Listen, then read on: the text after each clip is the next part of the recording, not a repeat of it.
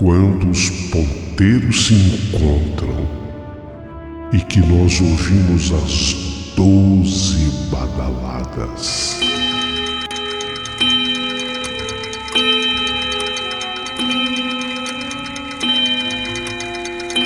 A hora que se anuncia é meia-noite.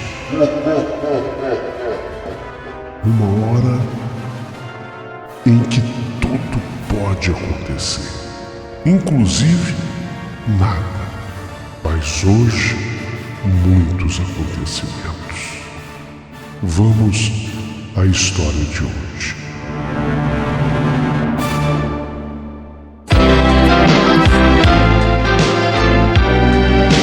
Rádio Emoção. Paulinho Boa Pessoa. A verdade de cada um.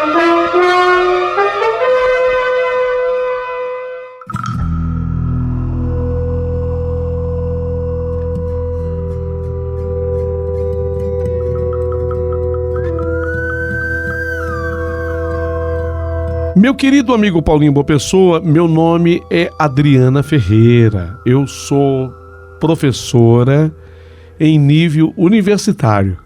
Metida eu, né, Paulinho? Desculpa, mas eu estou falando assim porque tudo que aconteceu na minha vida se deu numa sala de aula. A minha última aula de sexta-feira na faculdade, ela era problemática. Ainda mais que eu ministro aula de matemática, Paulinho. Era uma faculdade para contabilistas e a matemática é fundamental. Então você imagine que a última aula da sexta-feira era de matemática.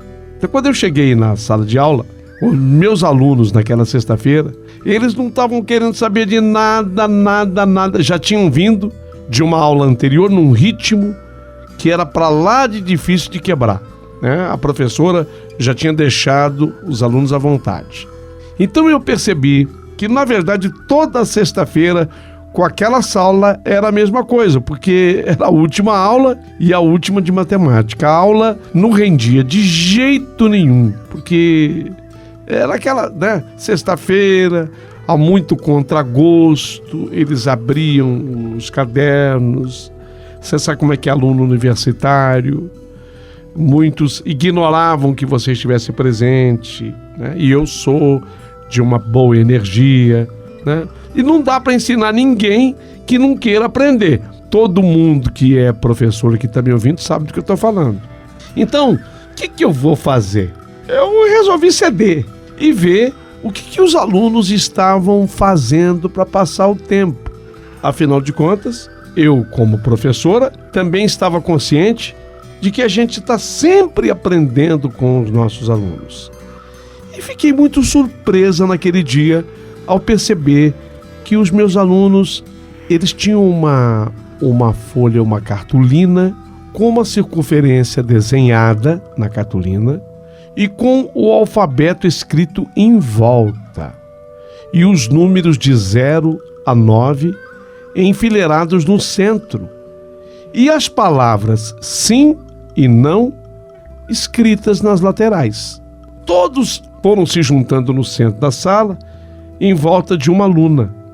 Essa aluna abria um compasso e apoiava lentamente a ponta seca do compasso no centro da circunferência desenhada. Eu achei aquilo estranho, eu me aproximei para tentar entender o que estava acontecendo, eu não tinha visto aquilo ainda, Será que eles estão construindo alguma figura geométrica, Então quando eu cheguei, professora, senta aí, pediram para eu sentar e me pediram um silêncio, o que normalmente um professor pede para a sala. Pediram para que eu me sentasse e fizesse silêncio e prestasse atenção, que eu iria entender logo do que se tratava. E qual não foi a minha surpresa ao vê-la perguntar para o além a moça. Inclusive, eu não esqueço o nome dela, Daline. Era minha aluna, Aline. Ela perguntou assim para o além, olhando para o nada: há alguém aqui? Nunca os vira tão compenetrados nem nas provas de trigonometria, de estatística, coisa pesada que eu dava para aquela sala. O silêncio dominava a sala inteira. E a Aline perguntou novamente: alguém quer se comunicar? Eu interferi nessa hora. O que vocês estão esperando? Que algum fantasma responda? Sim, eu estou aqui, eu comentei e ouvi por parte deles. Psiu, psiu, psiu. Ou seja, silêncio, professora. Eu já estava até me arrependendo de ter os deixado dominar a situação. Um professor que se preza, como eu me prezo, a gente não quer que a sala domine a situação. E eles estavam dominando, mas a curiosidade em mim nessa hora foi mais forte. E eu desacreditei. De repente o compasso começou a girar freneticamente naquela folha de cartolina. E eu pensei comigo mesma: será que essa aluna Aline está forçando essa situação? Eu só podia estar interpretando aquilo. Porque o compasso girou freneticamente e depois ele foi diminuindo a velocidade, foi diminuindo até que ele parou no lugar onde estava sim, a palavra sim. E aí a Aline perguntou: e qual é o seu nome? Perguntou a aluna Aline. E o compasso foi e parou na letra P, e depois na letra A, na letra U, na letra L e finalmente na letra A. Paula. Parou. Quantos anos você tem quando morreu? E novamente o compasso se moveu, foi para o 3 e depois do 3 foi para o 2. 32. Paula. A Aline já sabia que o nome era Paula. Paula, por que motivo você morreu? Perguntou a Aline. Perguntou calmamente a aluna. Por que motivo, Paula, você morreu? Eu nessa hora senti-me na obrigação de intervir. Gente, é melhor parar com essa brincadeira, sabe, Aline? Eu pensei que fosse mais produtiva a brincadeira, que tanto os atrai na sexta-feira, e você fica girando esse compasso e fingindo ser um espírito que responde às suas perguntas, Aline. E assim você está enganando os seus colegas, Aline. Aline, meio que indignada, olhou para mim e disse: Professora, não é mentira, não, professora. Eu juro por Deus que o compasso está se movendo sozinho. Depois a senhora vem aqui no meu lugar e confere se o compasso se mexe sozinho ou não. E ela continuou.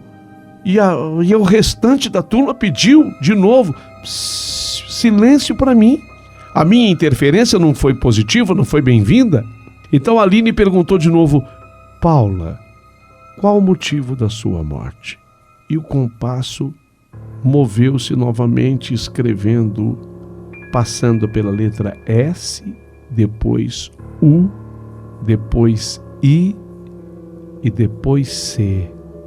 Mais do que depressa alguém deduziu, e eu também: suicídio. Suicídio. E o compasso parou. Eu estava impressionada com tudo aquilo. Eu estava impressionada. Eu como sou da ciência, e ainda mais da ciência exata, eu perguntei para a Aline se ela não tinha vergonha de fazer aquilo que mesmo que fosse verdade, não se pode mexer com os mortos, com os espíritos. E aquela era uma brincadeira perigosa.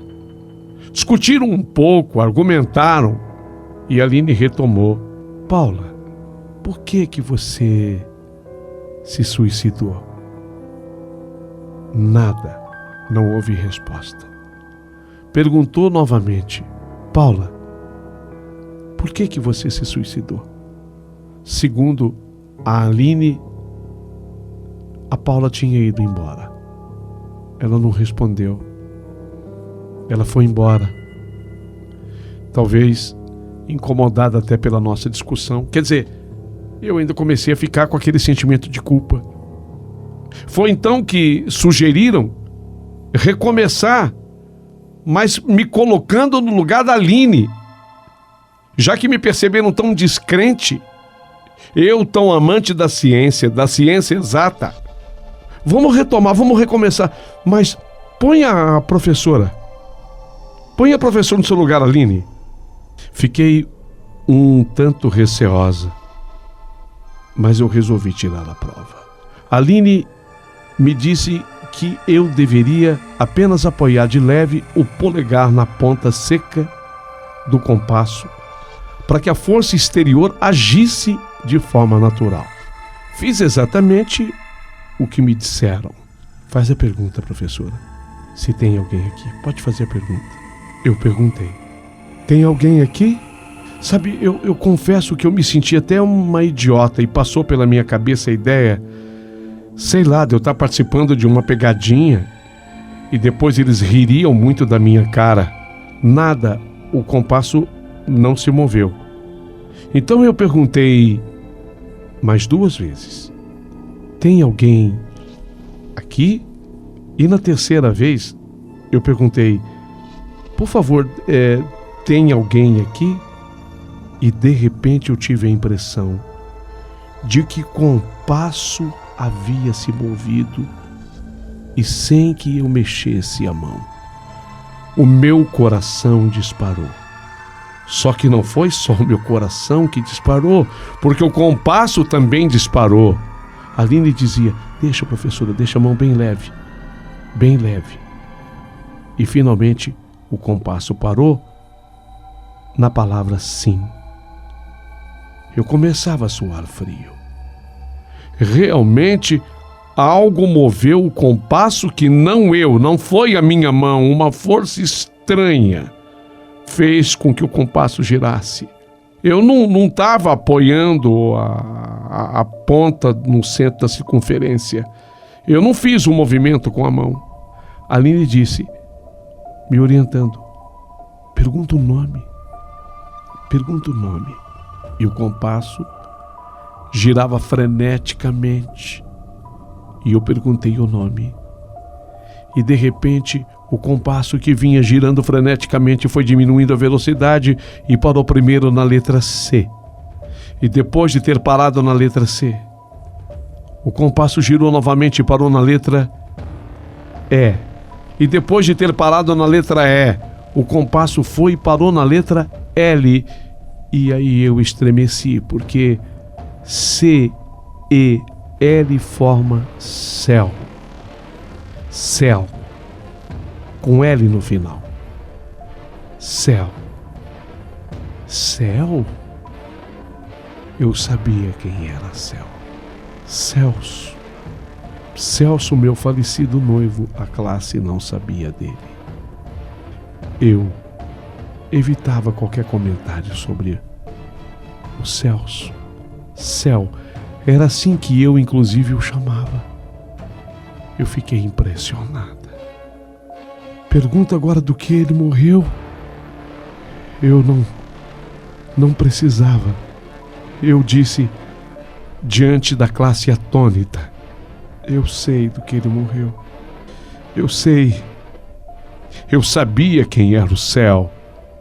E eu disse para a classe que ficou atônita, eu sei do que ele morreu.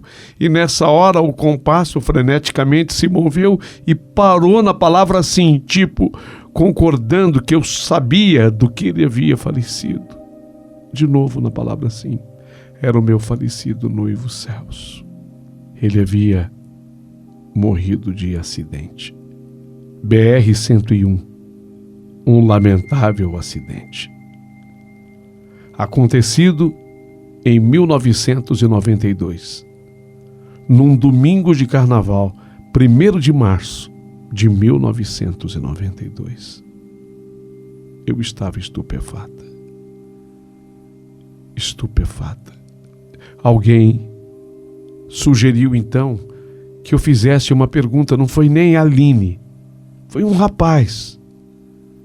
Pergunta se precisa de alguma coisa, professora.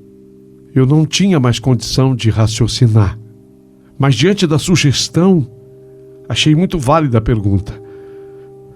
Céu, precisa de alguma coisa? E o compasso girou e parou em O, depois R, A, C, porque não havia o C cedilha, A, O, oracal, oração. Oração. Eu senti de novo um solavanco no coração. Eu queria parar com aquilo, mas eu não tinha a menor condição. Parece que a minha mão ficou presa àquele compasso, sabe? Eu cheguei até a pensar em desistir. A sala de aula não dava mais um pio. Todas as pessoas olhavam para a emoção que eu estava sentindo. As lágrimas começaram a descer dos meus olhos quando, sem eu ter perguntado absolutamente nada, o compasso foi e girou de novo freneticamente e parou na palavra S, na letra S, depois na letra A, em seguida a letra U, D-A, D-E. Saudade. Meu Deus do céu. Eu desabei num choro sem fim. A sala inteira veio me abraçar e na medida em que eles me abraçavam, eu fui dizendo a verdade a eles de que Céu era assim que eu chamava o meu noivo, Celso, que havia falecido já há alguns anos, no dia 1º de março, um domingo de carnaval, 1º de março de 1992, num acidente na BR-101. Um capotamento, onde ele teve fratura de pescoço e morte instantânea. Saí dali carregada, levada pelos meus ouvintes. Aline e outros me levaram até o carro. Queriam até me acompanhar até em casa. Eu agradeci. Eu disse que não precisava. A essas alturas eu já estava casada, eu já tinha filhos. Cheguei em casa, conversei com meu marido a respeito do episódio e ele me compreendeu, me entendeu. Fomos juntos depois até a igreja onde nós pedimos que uma missa fosse celebrada, sem contar as orações que eu passei a dedicar ao Espírito do céu, dos céus. Foi uma coisa impressionante. Mas eu nunca mais tive a coragem de fazer aquilo. Depois eu fui estudar um pouquinho a respeito disso. Eu queria entender um pouco melhor o que tinha acontecido comigo. E cheguei a encontrar uma matéria sobre ideomotor. Escreve-se exatamente assim, ideomotor. As pessoas que defendem essa ideomotor, elas dizem o seguinte, que os nossos músculos se contraem de maneira involuntária e que os próprios músculos nossos que se contraem dá velocidade ao compasso. E acaba acontecendo depois a junção de letras. Com o efeito ideomotor, o observador age involuntariamente. Ele age como o que vê ou como o que gostaria de ver. E com certeza não funcionaria se eu estivesse com os olhos fechados. A pessoa que me fez ler a respeito do ideomotor falou, se você estiver com os olhos fechados, isso não iria acontecer. Mas como assim? Se eu estiver com os olhos fechados, isso não ia acontecer, porque eu não ia ver as letras. Ele falou, não. Os demais, aqueles que estão à sua volta, não conseguiriam ver, porque é o teu pensamento que leva. É o teu pensamento que leva o compasso a se mover e a parar nas letras. Não, eu respeitei demais essa explicação do ideomotor, mas eu não estava voltada a pensar no meu noivo naquele momento. Não, eu estava inclusive disposta a criticar os meus colegas, os meus alunos da minha sala. Eu estava inclusive criticando-os nesse horário. Então eu não acabei aceitando isso não. E como eu tenho muito medo de mexer com essa coisa do espiritismo, tudo isso que é voltado para o espírito, eu tenho muito medo, muita cisma de mexer. Eu preferi então nunca mais mexer com esse tipo de coisa. Assim como depois eu jamais permiti que lá na sala esse tipo de reunião acontecesse. E eles me compreenderam, porque o que houve entre mim e o meu falecido noivo me deixou profundamente tocada, muito sensibilizada. Eles me entenderam. Até não aproveitavam mais aquela última aula da sexta-feira, não.